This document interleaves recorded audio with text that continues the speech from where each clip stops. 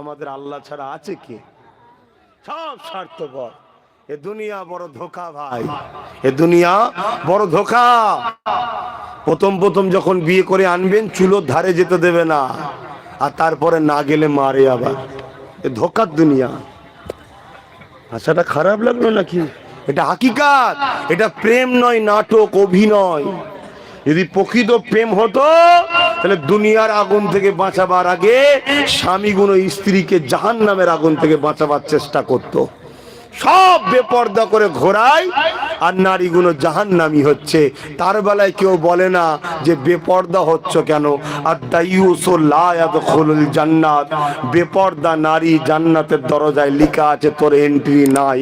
তা স্বামী কোনোদিন বলেছে যে তুমি জাহান্নামে যাবে, কাজ করো না? অথচ দুনিয়ার আগুনে না হাত পুড়ে যায়, রানতে হবে না, কাপড় সেমলে যাবে, কত রকম দরদ।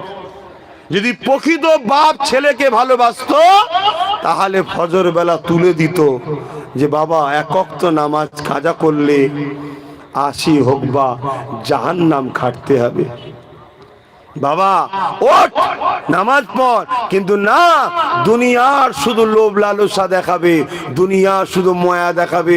বাবা সাবধানে রাস্তা পার হবি, সাবধানে যাবি, বাবা তুই তো আমার জানের টুকরো, কত দরদ দেখায় না। সব নাটক।